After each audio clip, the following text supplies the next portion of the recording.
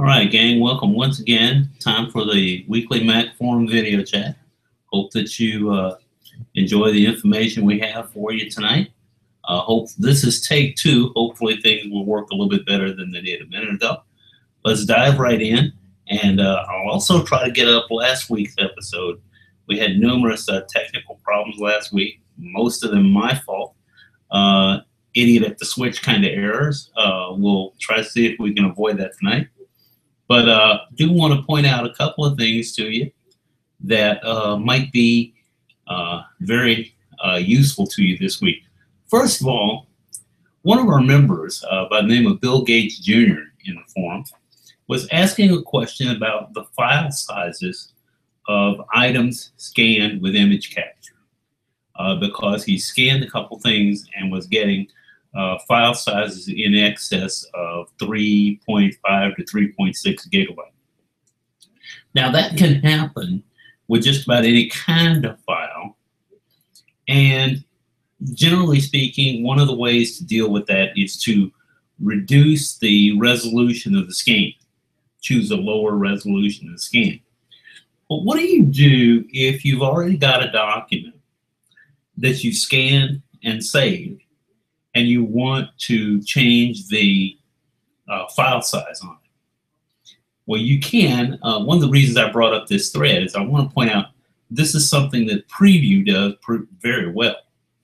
I've mentioned to you before that I like Preview because it has a wide variety of things that you can do with it. One of these is the following. Now, I've got here the thread that we were looking at, and I only because I wanted to have some information up to look at as I was talking to you about this. I tested this earlier this afternoon to see how big an impact this filter would do, and after I tell you the results, I'll show you the where to find the filter. I took a file. It was the JPEG that you see there on screen, and shot that with my iPhone and passed it over to my Mac. And when I saved it as a JPEG, it was about a 269K file. When I took that same file and I converted it to a PDF, which is a common thing that people do with scanned documents, and it's also the specific question that the thread was asking. And so I converted it to a PDF. That same document, one photo that you see there, was 270 plus K, 272, 273. So it actually gained 4K. But if you read a little farther, you'll see that when I finished one step in Preview, the file size went from 270K down to 29. And let me show you what I did. Okay, I'm going to go over here to Preview, and this is already up. You see I have Preview up on the right side of the screen. And what I'm going to do here is go to the export command, and as you can see right here, I'm going to drag this over a little bit so we can see it a little bit better. I've got it in PDF format because the file was already a PDF, so that's what you might get out of your scanning software. Look right here at this quartz filter section. Right now it says none, okay? When you click right here, there are a number of filters. If you applied, say for example, the black and white filter, it would turn that photo into a black and white photograph. There's a sepia tone one that will do the same thing, gray tone. But there's one here that I really want to look at. This is what I used to generate that 29K file. Reduce file size. That's all I had to do. The file went from 269, 270K down to 29. Now, it's really hard to tell in looking at the screenshots here what it did to the resolution. For me and for that particular document, the change in resolution wasn't really noticeable. For some things, it might be. So you might want to experiment with that. Take your original PDF file, go to that export command just like we did, and choose the reduce file size filter, and save that file with a different name. That way you've always got your original, and then once you decide that the second one meets your needs, then of course you could go back and delete the original. That would be perfectly acceptable. But don't do that until you've taken a look at the results of that reduced size filter. I suspect that some files are going to not gain a lot. For example, I have another PDF on my computer that is just a single page of text. It's already a small file. I don't anticipate that the reduced file size filter is going to make a big difference there. It would be just on those files that are more graphic intensive that you would see the result. All right, I'm going to put a link to this page, as I usually do. Every week I put in links, try to put in links to everything that we discuss. And this time it's because this is Apple's comment about using iPad power adapters with your iPhone, iPad, and iPod. The Apple USB power adapters for the iPad can be used to charge the iPhone or the iPod or the iPad, either one, okay? Basically with most other Apple products. Now, it says you can use the 12-watt and 10-watt USB power adapters to charge iPad, iPhone, or iPod, the Apple Watch, and other Apple accessories. AirPods, don't have one of those, so can't, not relevant to me, but it might help you. This gives you an idea of which chargers can be used with what devices. And I mention that because if you're traveling and you want to cut down on the number of charger bricks you carry, this is a good way to do it. What's generally going to happen? Let's say the iPad charger, for example, puts out more wattage than the iPhone charger does. So what's really going to happen is the iPhone does not take more current when you use the iPad charger than it can handle. It may charge a little bit faster than if you were using the iPhone brick. I tend to keep the iPad charger in my bag when I'm at work, because that way I can charge either device, the iPhone or the iPad, either one from the same brick. And because they have the same lightning connector, I can carry one set of connectors to charge either device, no problem. I also have some thoughts here from Wired magazine about the chaos that ensues and the importance of having the right charger and knowing. I can tell you from experience, there are times when you plug the wrong charger into the wrong device that you'll either short out the charger or short out the device. I did it once with something that I had repaired and I didn't get something exactly right. And let's just say that that was one tape recorder that never saw the light of day again. It's, minor accident like that will happen once in a while. But this gives you some good advice as well. As a general rule, you want to find out ahead of time, what does your device do? There are some devices that specifically tell you, do not use other chargers with this device. You need to know that before you leave away from home without the charger for that device. Some of them are not as smart about charging as our iPhone and iPad devices are. So keep that in mind. These thoughts will help. I'll have a link to this in the show notes as usual. And also, now we're getting to one that I'm gonna enjoy doing. This is something that I want to point out to you that you can come in handy with. I'm using Apple's calendar program. Used to be called iCal, now it's just called Calendar. And one of the things that I like about Calendar is you can subscribe to different calendars, and there's some other neat little tricks that you can do. And I hope that this little trick that I'm about to pull off works on screen. If it doesn't, I will recover from the mortal embarrassment. Let me bring calendar up to your screen here in front. Now, as you can see, I've already got a number of calendars defined here. These little symbols here are calendars that they're not stored on my Mac exactly.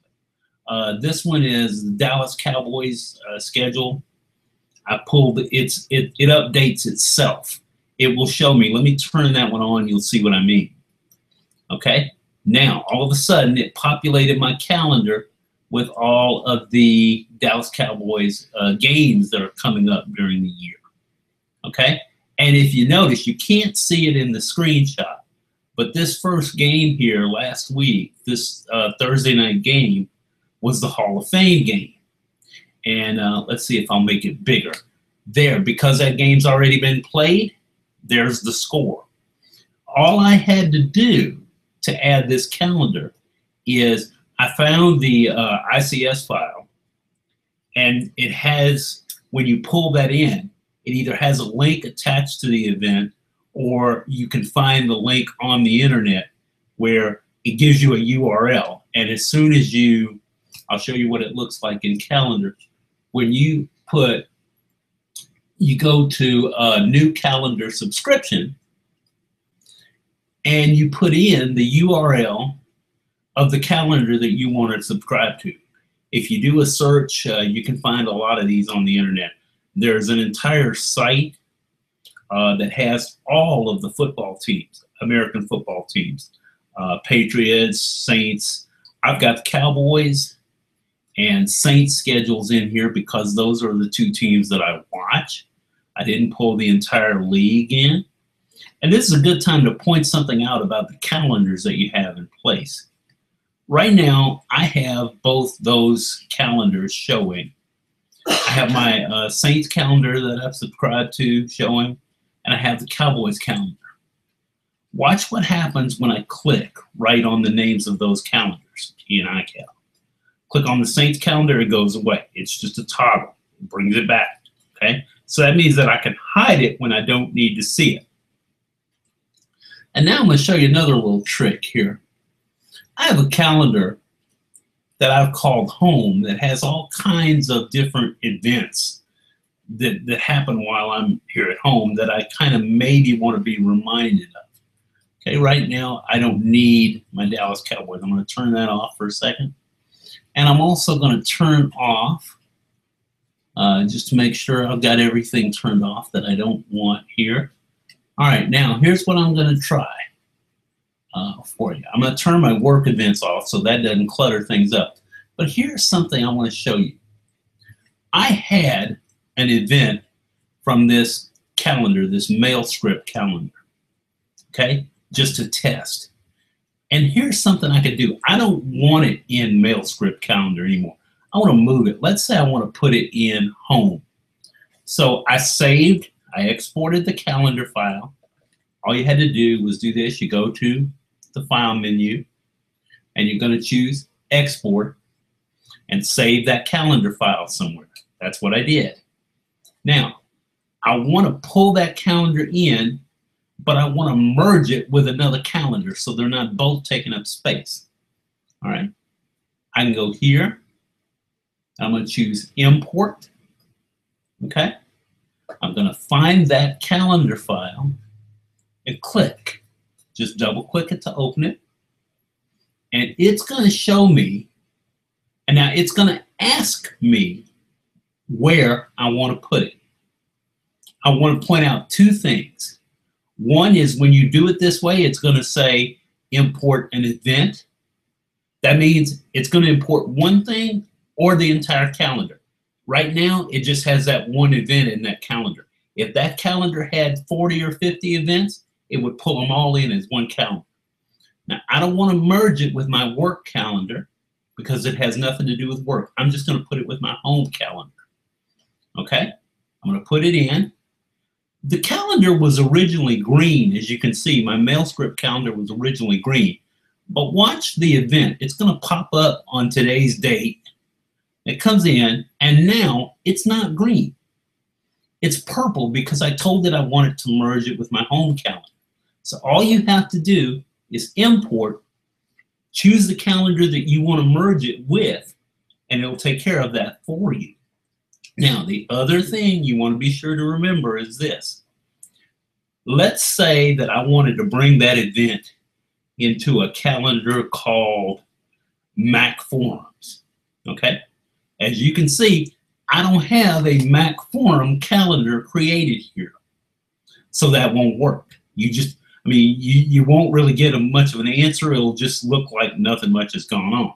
That's because the calendar you tried to merge it with is not there. So if the calendar you need to merge into is not already here, go ahead and create a new calendar. You can do that here real easily by just telling the calendar program in the file menu that you want a new calendar. Now, a couple other things that you might want to know. I have been trying and I cannot get this to work. I would love to merge these two football calendars into one calendar that's just football games. I can't do it. I haven't figured out how to do it yet, and I think it's because they're both outside calendars that I've subscribed to. I can do it with calendars that are created on my own gear and my account. But when I subscribe to one from something else, I haven't figured out how to do that yet. I don't think you can. I'm going to keep trying. If I find out a way to do it, I'll be sure to let you know. Those are some of the things that you can do with calendar. There are ways around it, and I'll point it out in a future show. Haven't experimented with this yet. You can publish your calendar if you want to, so that others can see it, much like you can with Google Calendar and some of the other programs that are available. You can also do it coming out of the Mac Calendar program. That's just something that I find really neat, and these subscribed calendars auto-update.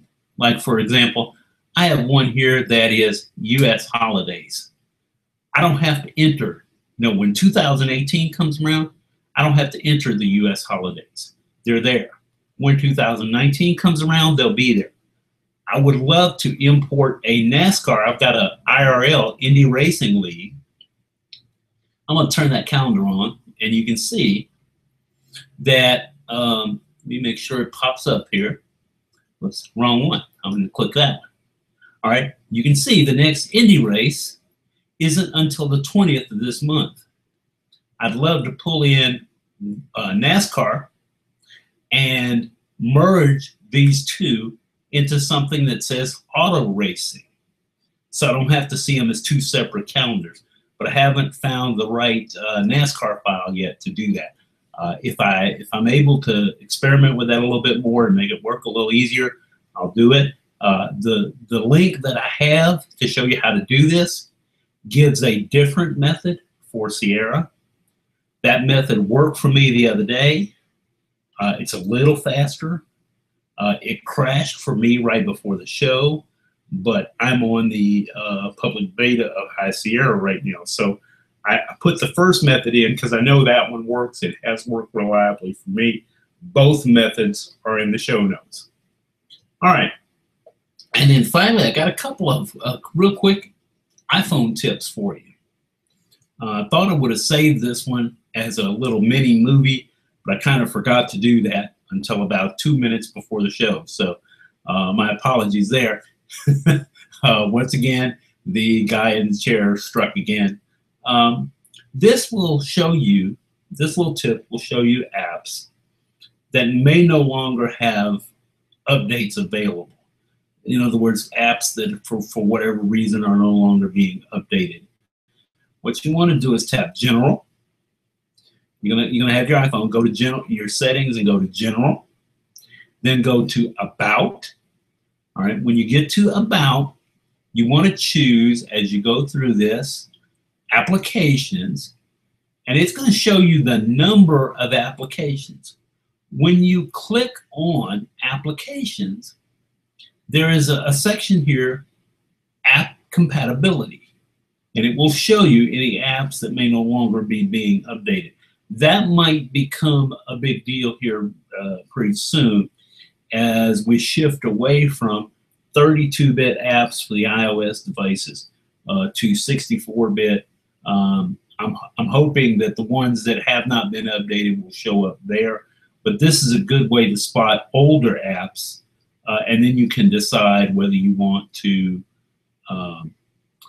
revise them, update them, or delete them. It just depends on how badly you need that particular app. All right, and then final iPhone tip of the night. This is not exactly an iPhone tip. It's one I cannot test at the moment because I do not have an Apple TV 4. This is what it would really be helpful for. Okay. 10 free Apple TV apps for watching free movies and TV shows.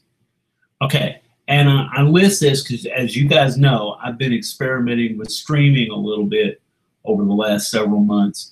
And I found this list the other day when I was wandering around iPhone Life site.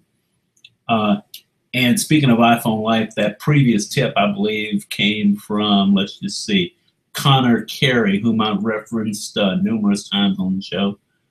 This tip with the apps is Jim Carpet. I think I've also recognized Jim a couple of times for some really good tips. These are some apps that you might find useful if you're looking for free shows and content to stream. I'm not talking about pirated stuff here. This is a number of things that kind of aggregate some of the free stuff that's available. Rewinder, for example, has a huge collection of public domain stuff that's no longer in copyright and is in the public domain, and it can be streamed. Some of these services, I have a couple of different ones on my a little Roku gizmo, and some of these services are free. A few of them are cheap. I haven't looked at all of them. Obviously, there's a ton of these out there. These are just a few of the things that you might find useful. Rewinders out there. Crackle, which I have on my Apple TV 3. Haven't experimented with Crackle very much yet. If you're a classic movie fan, there are some references to some apps in here. Even if you don't have the Apple TV 4, you might find this list useful because most of these have iPhone and iPad versions. So you could stream it to your iPhone and then bounce that over to the Apple TV using AirPlay. So I'll have that for you, have the link to that in the show notes for you as well. All right, guys, that just about did it. That ran out of the tips and tricks knowledge that I had for the week. I'll try to save up some more things, particularly things with Calendar. I'm trying to make better use of Calendar than I have in the past. I was doing some pretty basic things with Calendar. I started asking a lot more questions about what it's capable of doing. I know there are some other third-party calendars out there as well, but for right now, I'm just kind of learning more about Calendar to see what it can do and what things I might need a third-party calendar for. That's going to just about do it for this week, guys. And as I say, I'll try to put a hustle on getting last week's show up into the ether for you. And until next week, this has been your host, Sylvester Rock, a.k.a. Sly Dude on the forum. And as you saw from tonight, a lot of times the topics that I talk about come, at least in part, from something that was mentioned on the forum. So if you've got a question, be sure to ask it in the forum. Remember that in order to ask a question, you got to be a member. And wonder of wonders, becoming a member costs you absolutely nothing. It's completely free to be a member. No problem there. So budget constraints can't be a good issue here, guys. Not with the cost being free. So ask your question. You might get a mention in a future show you ask a question that stumps me or completely confuses me, which happens more often than you would think, that might get you a mention. Or if you happen to ask about something that seems to confuse a lot of people, that generally does it as well. So I hope you found these tips useful, and until next week, I'll see you in the forum, guys.